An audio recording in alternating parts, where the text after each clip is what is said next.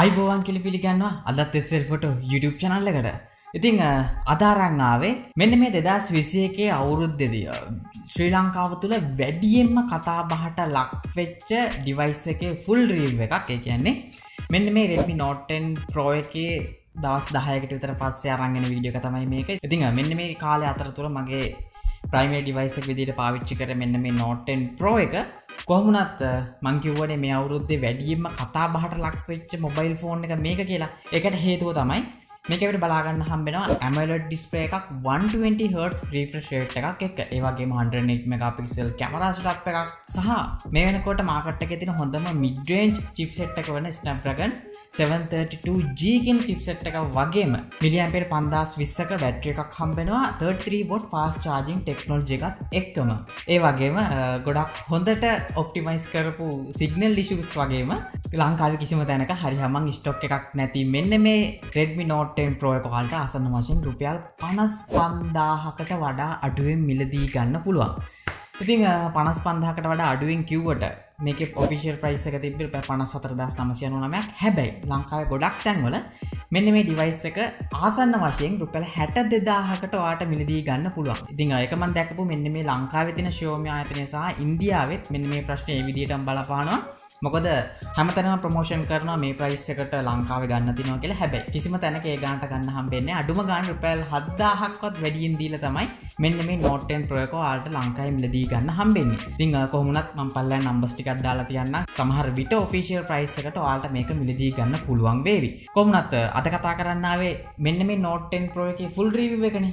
කොහොමුණත් ඉන්දියාවේ රිලීස් කරපු Redmi Note 10 Pro Max එක තමයි ලංකාවේ Redmi Note 10 Pro විදියට බලා ගන්න හම්බෙන්නේ. ඉතින් ගොඩක් තැන්වල ඔයාලට මේකේ full review එකක් බලා ගන්න අවශ්‍ය නම් අනිවාර්යෙන්ම ඔයා search කරන්න ඕනේ Redmi Note 10 Pro Max කියලා. කොහොම නමුත් මෙන්න මේ full review එක කරන්න කලින් මම මේ device එක update කරලා තියෙන්නේ. මේකේ දැන් තියෙන්නේ MIUI 12.5.1 කියන version එක. ඒ කියන්නේ මේ වෙනකොට තියෙන latest MIUI update එක දාලා තමයි මම මෙන්න මේ full review එක කරන්නේ.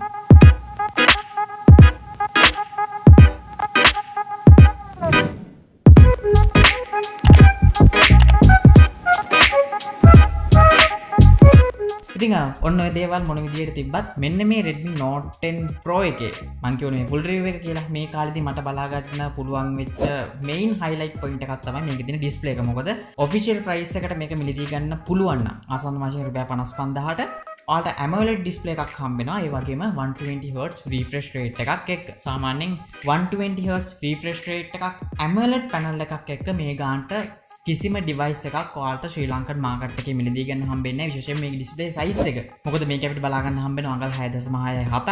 ඒක ටිකක් ලොකු display එකක්. ඒ වගේම punch hole cutout එකත් එක්ක. ඉතින් මේ punch hole එකත් ගොඩක් පොඩි කරලා තියෙන හින්දා ඔයා මේකට ගොඩක් colourful wallpaper එකක් දාගත්තොත් ඇත්තටම මාරම ලස්සන AMOLED panel එකක් ඔයාලට මේකෙන් experience කරන්න පුළුවන්. කොහොමුණත් මේ කොන් කරගත්ත ගමන්ම ඔයාලට ගොඩාක් හොඳ colors බලා ගන්න හම්බෙන්නේ නැහැ. ඔයාලට අනිවාර්යයෙන්ම display setting වලට ගිහිල්ලා saturated color mode එකට switch වෙන්න සිද්ධ වෙනවා. හැබැයි එතකොට මගේ ළඟ තියෙන මේ වෙනකොට තියෙන හොඳම display එක තියෙන Samsung S21 Ultra එකේ කියලා ඔයාලා අපි හැමෝම දන්නවනේ. ඉතින් ඒකත් එක්ක සංසන්දනය කරොත් ඔයාලට මෙන්න මේ Note 10 Pro එකේ ටිකක් ඊටත් වැඩි colors ටිකක් වැඩිපුර බලා ගන්න පුළුවන්. ඉතින් ඒකෙන්ද ඔයාලට මෙන්න මේ device එකේ ඇත්තම colors නම් බලා ගන්න හම්බෙන්නේ නැහැ. ටිකක් ඕනවට වඩා වැඩි කරපු saturated color එකක් තමයි මෙන්න මේ Note 10 Pro එකේ බලා ගන්න හම්බෙන්නේ. ඉතින් හැබැයි standard mood එකට දැම්මොත් ගොඩාක් අඩුයි කියලා හිතෙයි.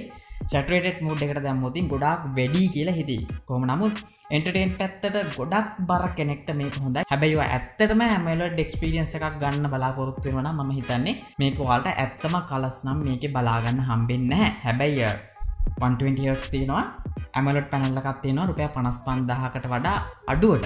ඉතින් ඒකෙන් හින්දා කොහොමුණත් අපිට ගොඩක් හොඳ deep black ගොඩක් හොඳ color contrast එකක් සහ Netflix වගේ stream service එකක අපිට full HD වගේ වීඩියෝ එකක් කිසිම ප්‍රශ්නයක් නැතුව මේක stream කරන්න පුළුවන්. මොකද widevine L1 කියන certification එකත් මෙන්න මේ device එකේ බලා ගන්න පුළුවන් වෙන හින්දා. කොහොම නමුත් ඔයාලා දකින්නේ නැති අන්තර්ජාලයේ මෙන්න මේ device එක ගැන හොයනකොට ගොඩක් මෙන්න මේ Note 10 Pro ගත්ත අයට display flicker issues ඇවිල්ලා තිබ්බා සහ pink color issue එකත් ඇවිල්ලා තිබ්බා. හැබැයි මෙන්න මේ MIUI latest update එක දැම්මට පස්සේ මට කිසිම වෙලාවක display flicker එකක් හෝ pink issues එකක් ආවේ නැහැ. ඉතින් මම හිතනවා ඒව ගැන දැනගෙන තමයි මෙයාලා ගොඩක් හොඳට optimize කරපු OS එකක් මේ පාර latest update එක විදියට මෙන්න මේ Note 10 Pro එකේ බලා ගන්න පුළුවන් උනේ. ඒ වගේම ඔයාලට මතක ඇති මම Note 10 එකේ full review එකේදී කිව්වා මේකේ තියෙන ලොකු bug එකක් තමයි මේකේ තියෙන always on display පහසුකම. මොකද තප්පර 10ක් විතරයි always on එක තියෙන්නේ කියලා. ඉතින් මේකෙත් update එකේදී අපිට option එකක් නැහැ lifetime පාවිච්චි කරන්න. හැබැයි ඔයාලට පුළුවන් මේකේ තියෙන developer option එකට ගිහිල්ලා එහෙම නැත්නම් about phone එකට ගිහිල්ලා MIUI version එකට පස් පාරක් click කරාම අපිට developer option එක open වෙනවා. ඉතින් ඔයකට ඔයාලට පුළුවන් additional setting යටතේ තියෙන developer option එකට ගිහිල්ලා පල්ලෙහාට මෙන්න පල්ලෙහාට මාවට පස්සේ මේකේ තියෙනවා turn on MIUI optimization කියලා. මේක on එකේ තියෙන්නේ.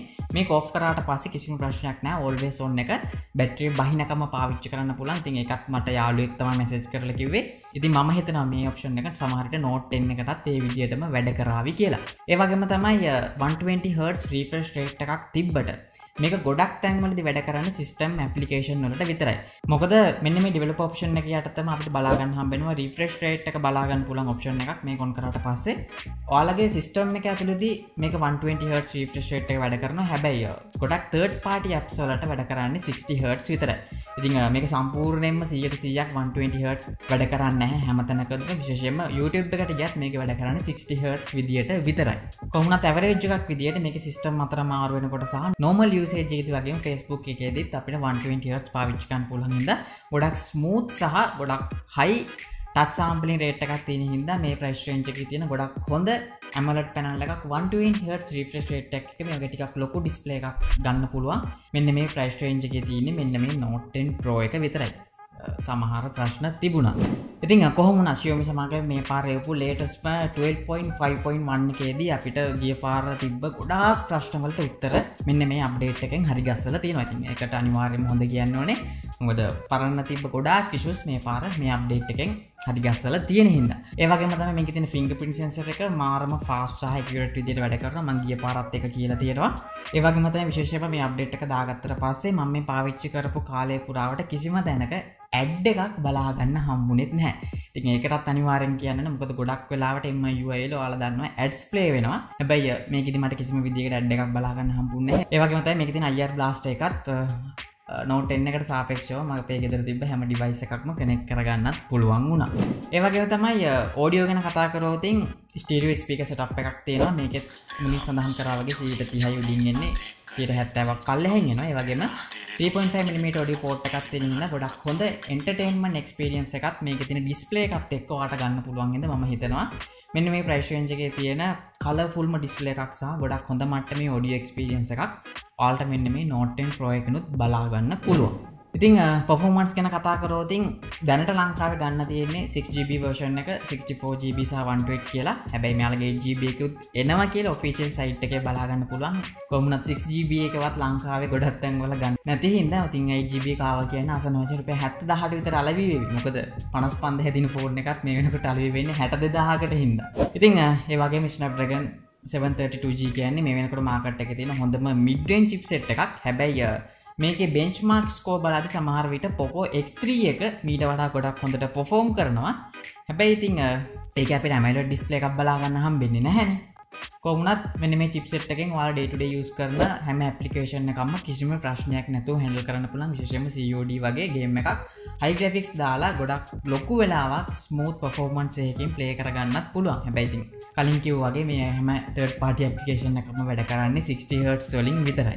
ඒ වගේම තමයි update එකට කලින් තිබ්බ RAM management ප්‍රශ්න හැම එකක්ම විසඳලා තියෙනවා මේ පාර. මොකද background application ගොඩක් හොඳට multitasking වලදී perform කරනවා මට බලා ගන්න හම්බුණා. මොකද ගොඩක් තැන් වල restart උන්නේ නැහැ. හැබැයි සමහර game නම් කීප පාරක් restart වුණා. ඒව ටිකක් බරයිනේ. මොකද මේක තියෙන්නේ 6GB විතරයි. කොහොමවත් මේ price range එකේ තියෙන අනිත් device එක සංසන්දනය කරද්දී ගොඩක් හොඳ performance එකක් සහ RAM management එකක් මේකෙන් බලා ගන්න පුළුවන්. Snapdragon 732G තිබුණා. ඒ වගේම තමයි බැටරි එක ගැන කතා කරොත් මම මුලින් සඳහන් කරා වගේ mAh 5020ක බැටරි එකක් තියෙනවා. 33V fast charging එක 100ක් charge වෙන්න යන්නේ විනාඩි 75ක් වගේ කාලයක්.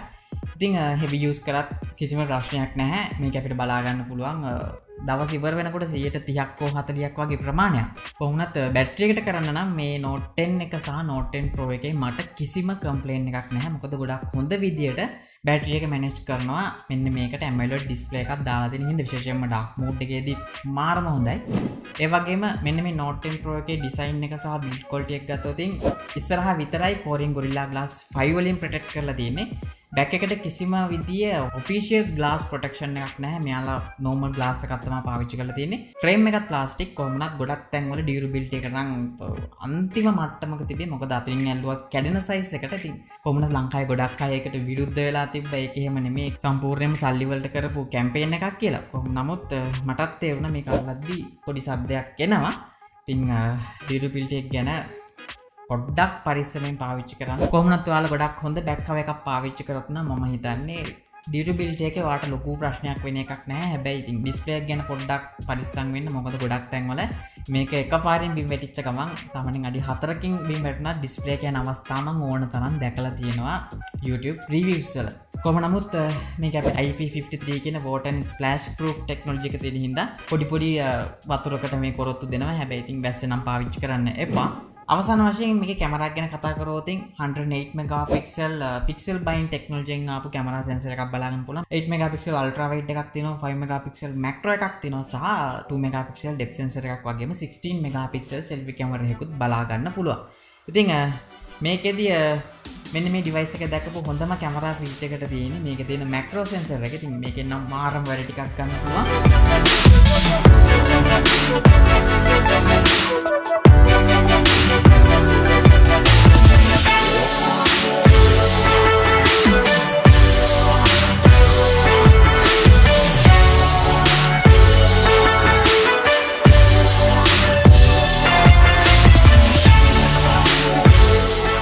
ඒ වගේම 108 sensor එකෙන් capture කරන image වල megabyte ගාන සහ පොඩක් resolution වැඩියෙන් බලා ගන්න පුළුවන්. හැබැයි detail wise capture කරනවා නම් ඔයාලට තියෙන්නේ normal default sensor එකට මාරු වෙලා capture කරන්න. මොකද 108 එකට වඩා ගොඩක් හොඳ detail බලා ගන්න පුළුවන්.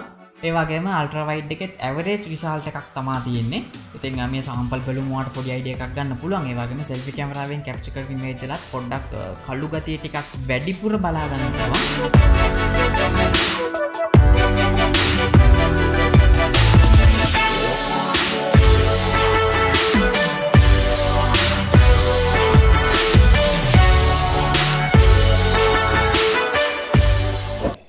ඉතින් selfie camera එක shoot කරන්න පුළුවන් full HD video එකක් විතරයි.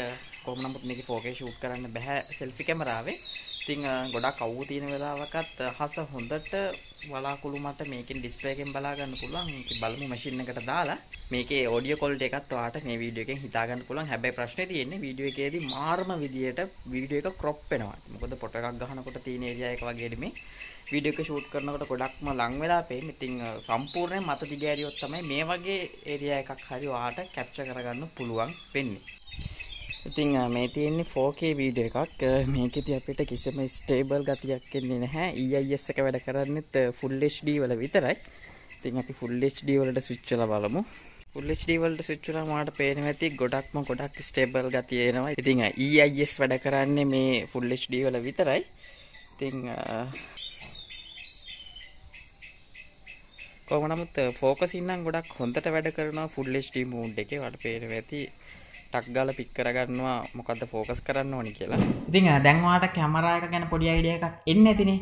ඉතින් දැන් තියෙන ලොකුම ප්‍රශ්න තමයි මේකේ සිග්නල් ඉෂුස් තියෙනවද කියන එක. ඔව් ඔයාලට මතක ඇති මම මගේ YouTube එකේ community එකේ pool එකක් දැම්මා. මේකේ සිග්නල් ඉෂුස් තියෙනවා නම් කමෙන්ට් කරන්න කියලා සහ Facebook එකෙත් දැම්මා. ඉතින් අපි YouTube එකේ විතරක් ගමුකෝ. මම කිව්වේ 2020 න් පස්සේ රිලීස් වෙච්ච Xiaomi device වල signal issues තියෙනවද කියලා. එකෙන් vote 10000කට වඩා වැඩියෙන් බලා ගන්න පුළුවන් වුණා. ඒකිනුත් 5300කට වැඩිය signal issues තියෙනවා කියලා තමයි බලා ගන්න පුළුවන් වුණේ. ඒකෙන් කවුරු හරි කියනවා නම් signal issues නැහැ කියලා. ඉතින් ඔයාට 10000කින් 5300කටම අනිවාර්යයෙන්ම signal issues තියෙනවා කියන්නේ ඒක ඇත්තනේ. ඒ වගේම තමයි ඒකිනුත් 2400කට වඩා වැඩි ප්‍රමාණයකට ඉඳලා හිටලා signal issues එනවලු. ඉතින් එහෙන් බලද්දී 7000කට වඩා වැඩි ප්‍රමාණයකට signal issues ඒ විදිහටම දෙන. ඉතින් කාටවත් ඒක නෑ කියලා කියන්න බෑ. මටත් ආවා. ඉතින් signal issues තියෙනවා. ඒ වගේම තමයි ලංකාවේ කිසිම තැනක හැම වෙලාවකම මෙන්න මේ Note 10 Pro එකේ ස්ටොක් නැතිවීම. ඉතින් අනේ මන් දන්නේ නැහැ මෙයාලා මොන විදියට මාකට් එකට මේක දානවද කියලා. මොකද කතා කරන කිසිම වෙලාවක හරියම ස්ටොක් එකක් බලා ගන්න හම්බෙන්නේ නැහැ. හැබැයි ඉතින් ඇඩ් නම් දානවා හැමතැනම තියෙනවා කියලා. ඉතින් මෙන්න මේ ස්ටොක් නැති ප්‍රශ්නේ හින්දා 55000ට රිලීස් වෙච්ච ෆෝන් එකක් තියෙන තැන්වලත් රුපියල් 60000ට 65000ට 62000ට වගේ තමයි අලෙවි වෙන්නේ. ඉතින් අඩුම ගානේ මේක ලංකාවට ඔෆිෂියල් ගෙන්නන සමාගමින්වත් පොඩ්ඩක් මේක ගැන හොයලා බලන්න ඕනේ. මොකද මේක සම්පූර්ණයෙන්ම මිනිස්සුන්ව මුලා කරන දෙයක්. මොකද MRP ප්‍රයිස් එකටත් වැඩිය තමයි මෙයාලා විකුණන්නේ. මොකද අනිවාර්යයෙන්ම කම්පැනියෙන් අඩුම ගානේ 5000ක් අඩුවෙන් ෂොප් එකට දාන්නේ. ඉතින් යාලා එකක් තියාගෙන තව ගානකුත් තියාගන්නවා කියන්නේ අනිවාර්යයෙන්ම මිනිස්සුන්ව මුලා කිරීමේ පරමාර්ථයෙන් තමයි මෙන්න මේ ඩිවයිස් මේ වගේ ගණන් වලට විකුණන්නේ. ඉතින් අපි බලමු ඉස්සරහට මේක සමහරට වෙනස් වෙන්න පුළුවන්. කොහොම වුණත් අවසාන වශයෙන් කියන්න තියෙන්නේ ඇත්තටම මේක රුපියල් 55000ට ගන්න පුළුවන් නම් මේ ප්‍රයිස් රේන්ජ් එකේ තියෙන හොඳම ඩිවයිස් එකක් තමයි මෙන්න මේ Note 10 Pro කියන්නේ. හැබැයි මේක රුපියල් 60000ට 65000ට වගේ ගියොත් නම් මීට වඩා ගොඩක් හොඳ කැමරා, ගොඩක් හොඳ performance, ගොඩක් හොඳ ඩිස්ප්ලේ තියෙන ඔප්ෂන් අපිට ඕන තරම් මාකට් එකේ බලා ගන්න පුළුවන්. ඉතින් ඔයා මොකද හිතන්නේ මෙන්න මේ Redmi Note 10 Pro කියන ඩිවයිස් එක ගැන? මතක ඇතුව ඔයාලගේ අදහසත් පල්ලෙහාට කමෙන්ට් කරන්න. ඒ වගේම මේ වෙනකොට ඔයා මේක මිලදීගෙන ඉන්නවනම් ඔයා වාසනාවන්තයි. ඒකින්ද ඔයා මතක ඇතුව පල්ලෙහාට කමෙන්ට් එකක් දාන්න. ඒ වගේම මේ වීඩියෝ බලනවා පළවෙනි පාරට නම් ඔයාලට පුළුවන් පල්ලෙහා තියෙන අත පාට subscribe button එක press කරලා subscribe වෙන්න වගේම ඊට හැපෙත් තියෙන bell icon එක press කරොත් තමයි මේ වගේ දාන හැම වීඩියෝ එකක්ම හැමෝටම කලින් ඔයාලට බලා ගන්න පුළුවන් වෙන්නේ. එහෙනම් මගේ නම නලින්ද SL ෆොටෝ ඉතින් අපි හම්බෙමු ඊළඟ වීඩියෝ එකේ.